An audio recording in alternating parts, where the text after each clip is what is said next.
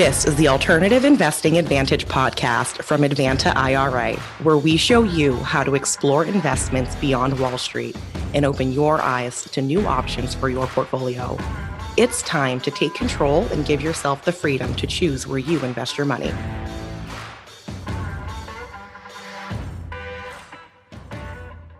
Hi, and welcome to another edition of the Alternative Investing Advantage podcast. My name's Alex Perny. Today, with open enrollment right around the corner, we'll be covering everything you need to know about Health Savings Account and how these powerful accounts can help you well on the way to retirement and some of your tax savings goals. But first on the download, OPEC has announced a very large cut to production from the oil-producing nations that are a member, which has prompted the Biden administration to authorize the release of 15 million barrels of oil from the strategic federal reserves to try and ease the pain of rising energy costs heading into the winter months. We are generally expected from meteorological reports to have a fairly severe winter here in the United States, with several factors playing into that. So like we saw in the 2021 polar vortexes with significantly higher energy prices, hopefully this will help alleviate that for many Americans, and hopefully we won't see the incredibly high energy rates that we saw during that winter season for 2021. Citibank analysts have released a report that indicates U.S. stocks are being priced at the most recession pricing that U.S. stocks are being priced into a recession at a higher rate than any other type of asset class right now currently, which is not to say that stocks are inherently going to be a bad move for people, but it's just something that is going to be good to look out for, and the fact that they are starting to be priced in accordance with more of a bear market than the oversold markets that we've seen for the past few years. They're indicating that this is roughly a 50 to a 40% pricing agreement for recession or bear market conditions. However, interestingly enough, looking through this a little bit further, analysts at Bloomberg have priced the recession likelihood of stocks specifically at 100%. So the people at Bloomberg seem to be significantly more confident in the pricing going into bear and recession market territory for U.S. stocks than Citibank. So we will certainly see how that plays out. A little bit of good news coming out right now. Netflix is finally reporting some positive numbers, adding 2.41 million subscribers in Q3, which is coming off the initial 2 quarters of this year, showing a significant consumer decrease in their product. They were seeing subscriber numbers start to drop off for the first 6 months of this year. Now, that is mainly attributed to changing markets, with more players coming into the market for streaming services, as well as some changes made to their pricing structure, as well as how passwords were shared among family members for their streaming platform. So definitely some good news to come out of that. They saw a 14% rise in their share prices and trading on Tuesday, October 18th. Interesting news out of the I'm not exactly sure what you would even call SpaceX's sector. Let's call it aerospace and technology sector. Released a report stating that they are losing $20 million per month on their Starlink internet services that are being provided to the Ukrainian people and government in their ongoing war with the Russian Federation. Some interesting news, just kind of pointing out that not everyone that is participating or supporting the efforts over there are receiving large government funded contracts from the Department of Defense or the Department of Justice. Future contracts have dipped roughly 1% on the S&P 500 ahead of Q4 earnings reports. It's generally expected amongst many analysts that Q4 is going to see an additional slump in the general economy. So this isn't inherently unexpected. However, there have been some interesting outperformers with regard to this general outlay on futures contracts for this particular index. United Airlines beat quarterly profit expectations, and they saw a share trading increase over the past few weeks. Tesla shares have been trading stronger, as well as future contract trading as well as they have been continuing to hit some more production target numbers, as well as sales numbers with the continuing issues that they've been having all year with supply chain issues in manufacturing, and specifically getting in different raw materials they need for their vehicles. So definitely some good news out of that auto manufacturer. And Netflix, Disney, and Hulu have all seen stronger than expected subscriber numbers, which is pushing all of their respective share prices higher as well. So just because the S&P 500 and large market indexes are showing a decline in their future outlooks, it doesn't mean that there can't still be some value and some profits to be found if you are looking to invest in the market. So just some good things to know. This has been The Download.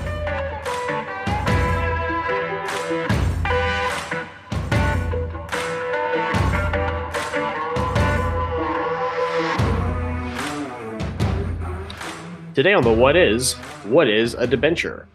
A debenture is a type of bond or other debt instrument that is unsecured by collateral. Since debentures have no collateral backing, they must rely on creditworthiness and reputation of the issuer for support. Both corporations and governments frequently issue debentures to raise capital for funds. A debenture is a type of debt instrument and usually has a term greater than 10 years. Debentures are backed by the creditworthiness and reputation, and some debentures can convert to equity in the underlying issuer, while others cannot. These are typically issued by companies that are looking to raise capital without wanting to dilute their equity in their company. So a lot of times people looking to invest in alternative assets or private startup companies can sometimes purchase debentures within those particular companies. This has been The What Is.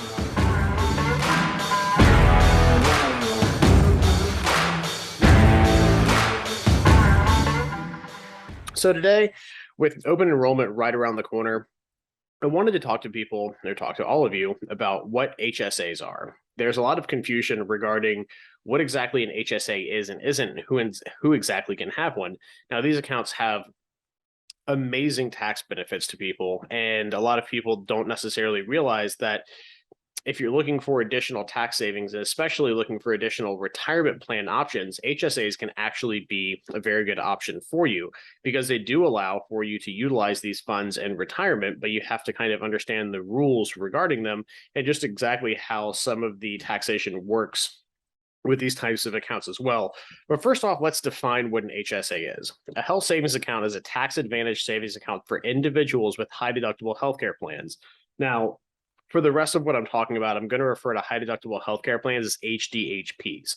So if you hear me say that HDHP, I'm referring to a high deductible healthcare plan, and we'll define what exactly a high deductible healthcare plan is here in a minute. Now, these plans can be used for a wide variety of future medical expenses and also personal benefits as well. But keep in mind that when we're talking about high deductible healthcare plans, there's going to be a very specific definition of it.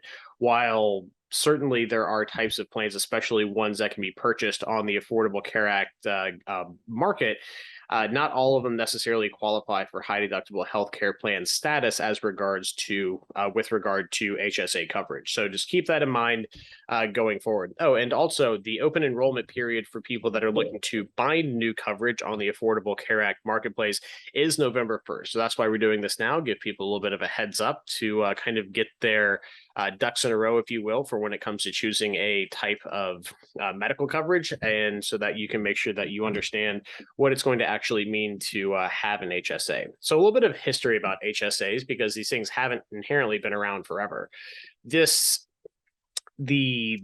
The catalyst for all of this kind of starts back in the 80s. The National Center for Policy Analysis issued a report stating that with the new advent of IRAs about 10 years prior, with the passing of ERISA, that there was a need for some type of medical HSA or some type of tax advantage plan that people could use to save for medical expenses and also get additional tax benefits. In 1992, many different bills were passed through Congress. So, 8 years later, we have the wheels of government turning at the speed of the wheels of government to try to get something on the books. Now, the first crack at actually getting something that would look like today's HSA was in 1996.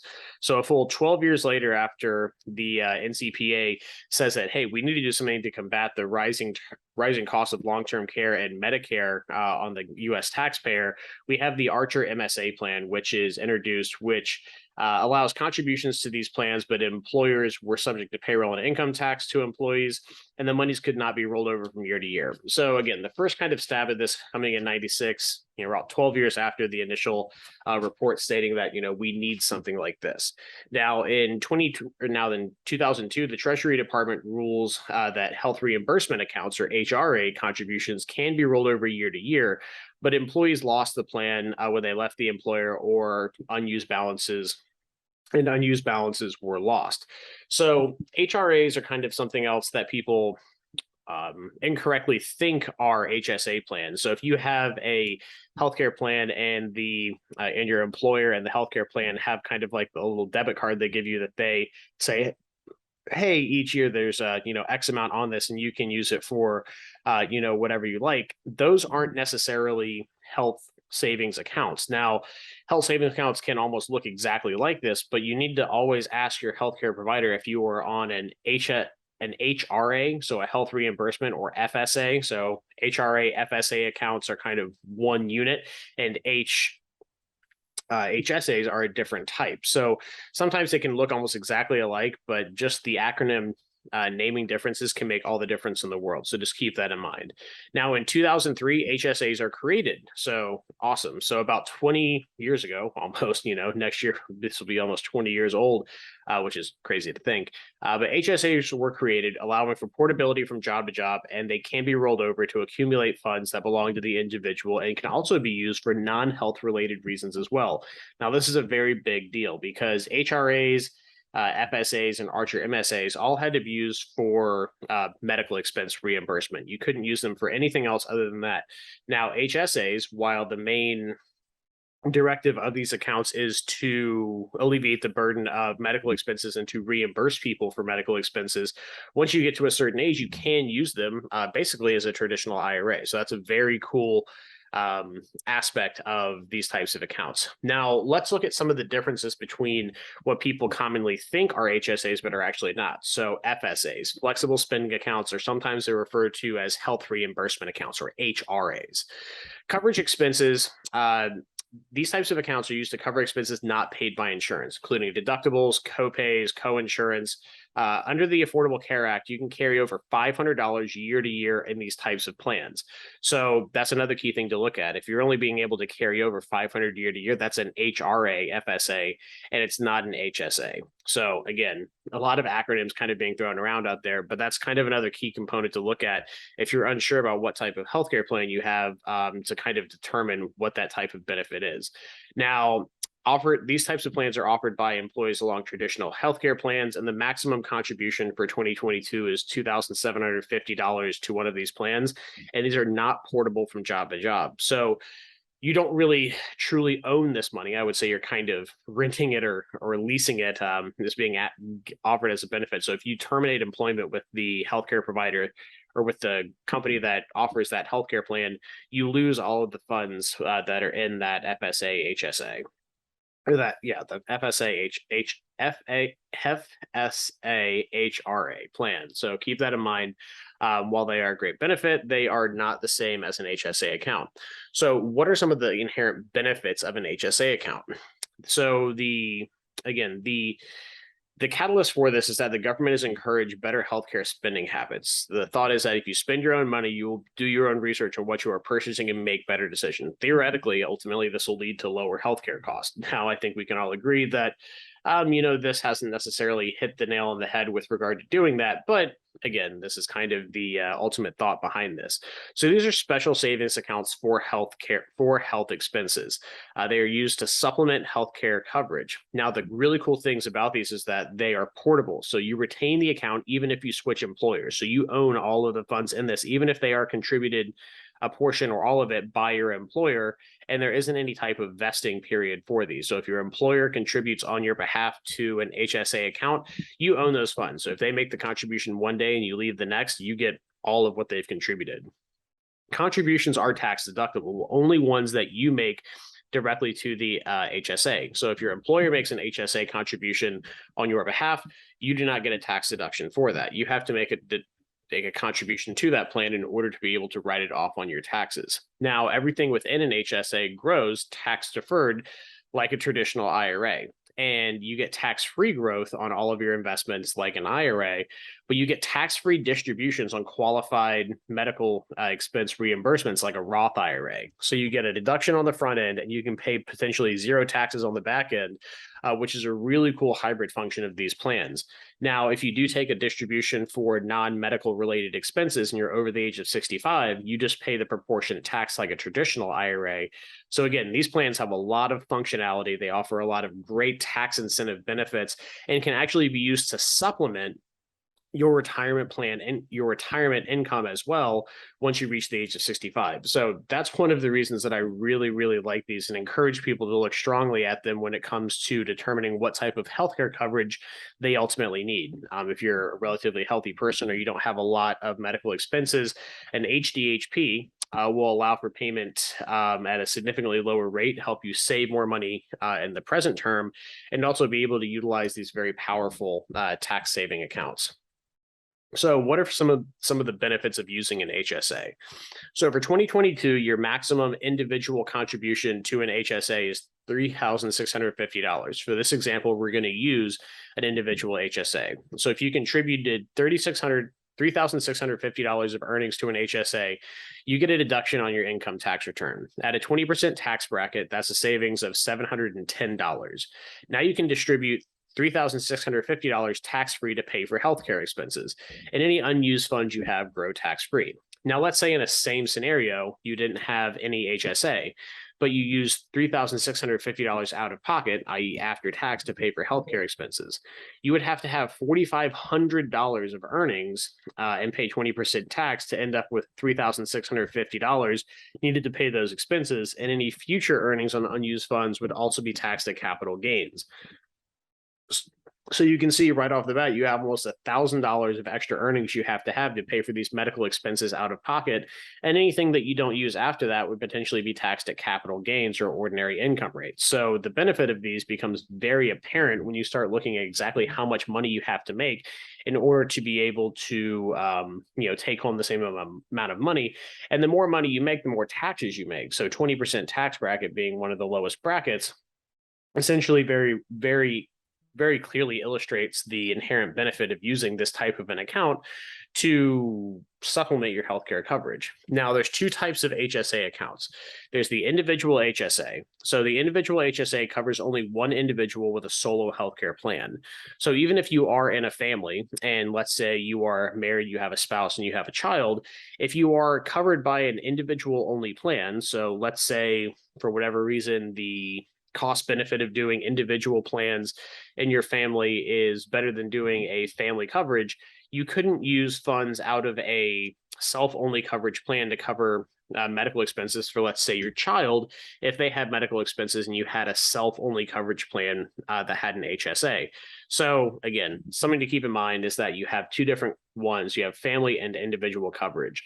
So individual coverage covers only the individual with the solo healthcare plan. Now, for it to be qualifying HDHP coverage, there's a few things, but let's talk about what those out-of-pocket and coverage expenses are. Your self-only coverage deductible must be at least $1,400, and your out-of-pocket maximum must be at least $6,900. Now, for a family HSA, it can cover all the members of the family who are covered under that family plan, meaning that if your spouse or your child has a medical expense, let's say your spouse breaks their arm, skateboarding, and you need to pay for some of those medical expenses, you could use funds from the HSA to reimburse yourself for out-of-pocket expenses for that.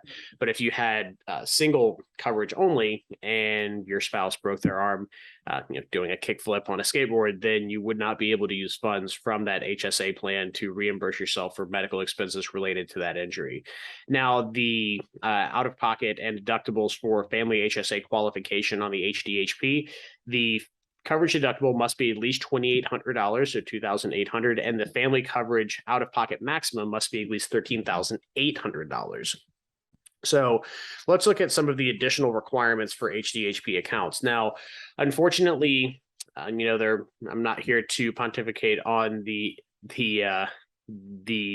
upsides or downsides to the Affordable Care Act.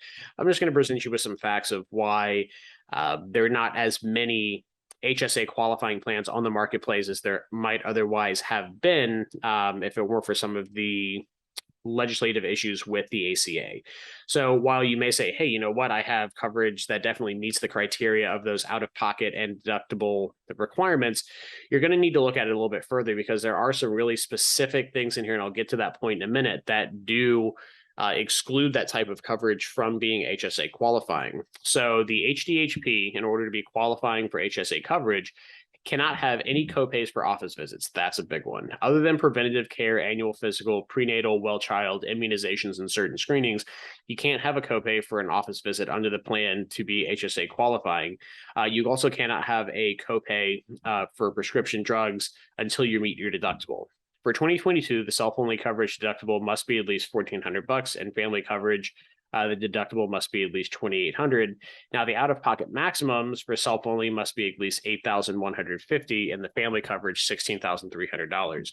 You cannot have any other health insurance if you want to have HSA qualifying coverage. However, you can have vision, dental, workman's comp, and long-term disability insurance. So you can't have multiple plans to say, hey, I'm just going to get this other cheap plan to allow me to contribute to this. Has to be your only source of primary healthcare coverage. You cannot be enrolled in Medicare. So if you are of the age where Medicare coverage is available to you, you cannot be enrolled in it to have HSA qualifying coverage.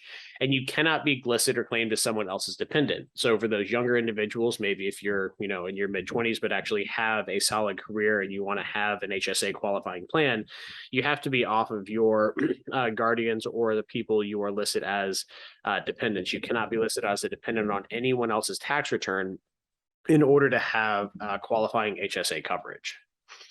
Now, there's kind of an interesting caveat to making contributions to these plans. So I think we've covered, exactly what it kind of looks like to determine what an HSA is and how to, inherently maybe qualify for one. But there's some interesting rules with regard to how exactly you go about making contributions to these plans. So let's get into that right now. So there's this thing called the first day of the last month rule.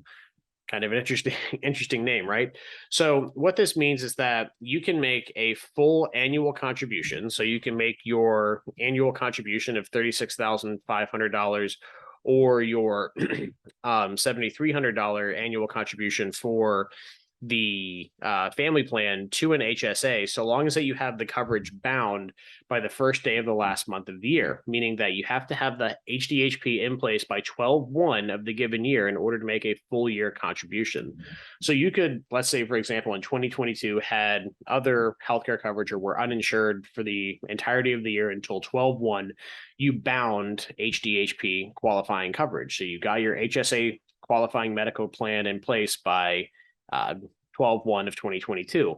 Well, you can make a full year contribution. So you could write off potentially the entirety of the $3,650 contribution or the $7,300 contribution on your 2022 taxes, even though you were only covered for 1 month out of the year with that HDHP plan. So if you'd like to make a contribution and have that additional tax write-off for a given year, that plan has to be in place by 12/1. Now, you do have to keep that coverage in place for a full rolling 12 months. So let's say you bind the coverage, but you find a new job and they basically pay for all your healthcare related expenses on your healthcare plan.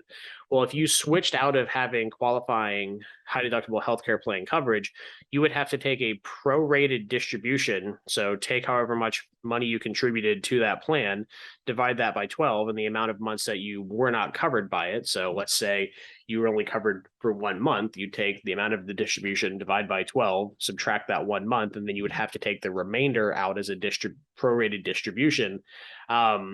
of that account. So you have to have it in place for 12 months in order to be able to make sure that you can keep the entirety of that contribution in there. After that 12 months from the first day of the last month of the preceding year, you could terminate your high deductible healthcare plan coverage and still keep the HSA full contribution in there. Now, let's look at an example. Ben enrolls in an HDHP plan on 11/30 of 2022. He can contribute the full $3,650 to his HSA account for 2022 and take the deduction on the 2022 tax return. If he loses the HSA coverage before 11/30/2023, he's got to take that prorated distribution, which is going to be subject to taxes and a 10% penalty.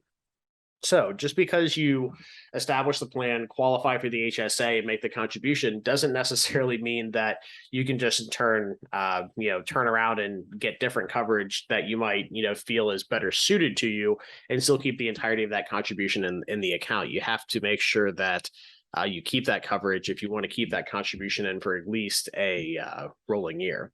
So contributions to HSAs, they have to be made in cash. You can do a one-time rollover from a traditional or Roth IRA to an HSA, but you're subject to the annual contribution limit. So the $3,650 or the $7,300 limit for a single first family coverage, you cannot exceed that. So let's say you had 60 grand in a traditional or Roth IRA, you can't just overfund it with that. You're still going to be limited to your contribution limits. Most of the time, this is not going to be a good shake, especially for the Roth IRA, because you've already paid tax and you don't get that tax deduction benefit. Most of the time, people will only do it from pre-tax accounts, which makes inherently a little bit more sense. So you didn't necessarily lose out on paying additional tax on something. Or a lot of people just try to do it out of their own pocket because you get that additional tax write-off, and then you can either get tax deferred, like traditional IRA, if you distribute for non-medical related expenses, or you get the additional benefit of having the tax-free distributions for reimbursement of medical expenses. Contributions can be made by the employee or the employer on behalf of the employee. Employee contributions are tax deductible. Employer contributions are not included in the employee's income and therefore are not tax deductible. And contributions can be made up until your tax filing date. However, it has to be your timely filing date, not an extended filing date if you applied for one. Contribution limits for 2022, again, $3,650 for self-only coverage. HSA coverage for family plans, $7,300. Catch-up contributions, you get an additional $1,000 kicker if you were over the age of 55. So $4,650 for self-only and $8,300 if you are over the age of 55. Now, what are qualifying medical expenses? So just because you have an HSA doesn't mean you can just say, hey, I, quote, had a medical expense, I'm going to reimburse myself from the account and pay no taxes on it. They have to be qualifying medical expenses and have to be incurred while the high deductible healthcare plan was in place, and I'll get into a few of the other rules as well. So healthcare plan deductibles, the cost of a doctor's visit, you can reimburse yourself for dental care. So office visits, x-rays, cleanings, fillings, braces, not cosmetic dentistry though. So things like veneers and stuff like that, not qualifying medical expense.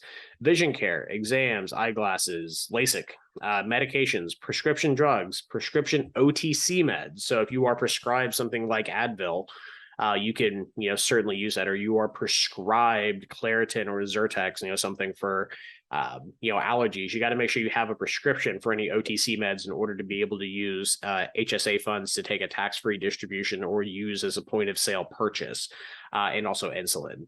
Chiropractors are included in this, bandages and other OTC first aid kits, disabled dependent care expenses, capital improvements to a home with the main purpose of medical care. So things like ramps, lowering sinks, easy access showers, things like that. You can use HSA funds and not pay any taxes on having to take that distribution. Long-term care, psychiatric care, and also a really cool one, lodging and trip expenses for medical care. So if you want to take a trip to another country, let's say, or domestically, and pay for it using HSA funds, so things like airfare, lodging, the actual medical procedure can all be used out of the HSA account in a tax-free manner in order to reimburse yourself for everything you needed for that type of care.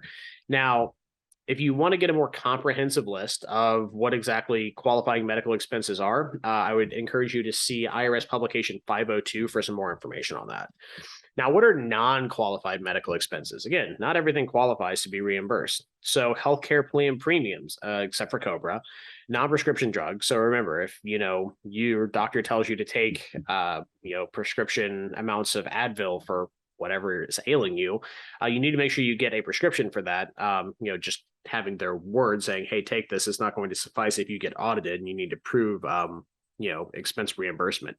Weight loss programs for the purpose of cosmetic appearance. If you are diagnosed by a bariatric doctor and need something medically necessary, that can be done. Cosmetic surgery, teeth whitening, nutritional supplements, cosmetics, hygiene products, babysitting, healthcare club dues, medical expenses reimbursed by an FSA or MSA account, and also payments for future medical expenses. You have to at least pay at the time services rendered or reimburse yourself at a later date. And I'll kind of get into some of the benefit of doing that here in a minute. So you can't pay for future medical expenses with HSA funds. Now, it is your responsibility as an HSA owner to record keep all of your expenses. If you reimburse yourself for something, you don't include that HSA distribution on your tax income report. But if you do get audited, it is your responsibility to record keep your expenses in perpetuity if you took a reimbursement. So just keep that in mind. And then you also cannot reimburse yourself for any medical expense that was claimed as a deduction on an itemized deduction in any year. So again, some good things to keep in mind. Distribution from HSAs. You can take a tax-free distribution anytime after the expenses incurred. HSA distributions are tax-free regardless of age or how long the plan has been in existence, as long as these requirements are met. Distribution is for a qualified medical expense, and expenses are incurred after the HSA is established. So let's look at some examples of how exactly the power of this tax qualified plan is really going to flesh out and why it actually might be a really good idea for you to look into one. So let's say in 2017, Joe opens an HSA, self-coverage only, and back then the contribution was $3,400. So he makes a full $3,400 deductible contribution, and he has $1,000 of qualifying medical expenses for May through December of 17. At the end of that year, he takes a $1,000 distribution from the HSA tax-free. The remaining $2,400 plus any accrued earnings remains in the HSA for future expenses. Next year rolls around. Joe makes another $3,400 deductible contribution to the HSA. In March, Joe has surgery costing him $3,000 out of pocket. He immediately takes a distribution in March to pay the expenses, leaving $2,800 in the HSA, and he accumulates $500 more of expenses in 2018, but he didn't take a distribution of that. So he has $500 locked up for future reimbursement. Now, 2019 rolls around. He has $2,800 plus any applicable earnings in the HSA, and he accumulates $500 of qualifying medical expenses, but does not take any reimbursement. So again, now he has $1,000 of medical expenses he can reimburse himself for. In January, he makes an additional $3,400 deductible contribution. Again, these were deductions and these were the contribution amounts in these years, contributing to his HSA. During 2019, he accumulates another $1,000 of qualifying medical expenses, but takes no distributions. So now he's racked up $2,000 in the bank of what he can reimburse himself for completely completely tax-free that he's paid out of pocket so far. For 2020, Joe has $6,200 plus earnings in an HSA and $1,500 in expenses. Joe again makes his annual contribution and accumulates $1,000 or so in expenses, but takes no distributions from his HSA. So let's fast forward about 8 years, and the beginning of this year of 2030, Joe has $60,000 in his HSA contributions plus earnings in the last 12 years. He has had $20,000 of qualified expenses, but took no distribution. So he's paid $20,000 out of pocket, but he's also had $60,000 contributed to his HSA plus earnings. Again, all these things are accruing completely tax-free in the HSA, and he has taken no distributions. So in 2030, he decides to take $20,000 out of his HSA completely tax-free because he's accrued these expenses over time. He's record kept them, just paid them incrementally out of pocket. He decides to take $20,000 out of the HSA in 2030, and he's paying no taxes on that distribution. Now, let's say in 2031, Joe decides he wants to remove some of the funds from his HSA, but he doesn't have any more qualified expenses. What are his options? Well, if Joe is under the age of 65, he can distribute money from the HSA, but he's going to be subjected to a 20% penalty for doing so. However, if he is over the age of 65, He doesn't have to pay any type of withdrawal penalty, but he gets to just essentially treat it as a traditional IRA once he's over 65. So let's say you're over 65 and then you enroll in Medicare and you can no longer, use the HSA for reimbursement of qualifying medical expenses. Well, at that point, what do you do with your HSA funds? You basically get to treat it just like a traditional IRA, which is, again, one of the reasons that I say that these are also a great tool, not only for personal finance planning, but also for retirement planning. Because if you can accrue deductible contributions to these plans, so you get a reduction in your taxes, you also get completely tax deferred or tax deferred and tax-free growth in it. You get a hybrid of Roth and traditional growth in this, because if you're going to be distributing for reimbursement of medical expenses, then you don't pay any taxes on that distribution. But if you are just going to be using this for retirement plans, you additionally get a second traditional IRA built into this that you can use for whatever you want. So if you want to take a, vacation trip to wherever you want to go, if you want to go hang out in the Poconos for 3 weeks, and use your HSA to fund it and you're over 65, you get to treat it just like a traditional IRA, which I think is absolutely awesome when it comes to just showing how powerful and comprehensive these types of plans can be for your personal finances. Now, to kind of wrap things up, we talked about one of the constants in life in this podcast, which are taxes. Let's talk about the other one, which is death. What happens to your HSA when you pass away? So naming a beneficiary for an HSA. If you name a spouse as a beneficiary, then the spouse can treat the HSA as their own and use it for qualifying medical expenses. However, unfortunately, unlike IRAs and other types of retirement plans, spousal beneficiaries are really the only ones that have, let's say, a straightforward option. For a non-spousal beneficiary, the HSA ceases to be an HSA account, and the value of the HSA is taxable to your beneficiary in the year that you die. If your estate is the beneficiary, then the value of the HSA is included in your final income tax return. So HSAs, again, for end-of-life planning are, depending on what the total taxes are going to be for your death or what your estate looks like, sometimes people opt to plan to try to deplete these by the time that they die if they do not have a surviving spouse. Again, because there really isn't any option to, like with an IRA, to have a beneficiary type of an account, these types of things are, what you might need to look at. So this is really what I want to get across to people. Remember that open enrollment is coming up in November 1st of this year. So if you want to get healthcare coverage that's going to allow you to use one of these very powerful type of tax advantage plans, now is the time to really look at it. And without having to kind of remember all these, numbers and factors and everything, the easiest way, bar none, to figure out if the coverage you're looking at is qualifying for an HSA is to ask the healthcare plan provider. So if it's through your work and you're looking to change plans during open enrollment, ask the insurance agent that is putting together the plan, or just call the plan provider directly if it's someone like United Health, Blue Cross Blue Shield, Cigna, whoever it is. Call them and say, hey, is the one I'm looking at qualifying for HSA coverage? They will be able to tell you, because remember, there's a lot of things baked in, like copay and coinsurance, the actual out-of-pocket maximums, the deductibles.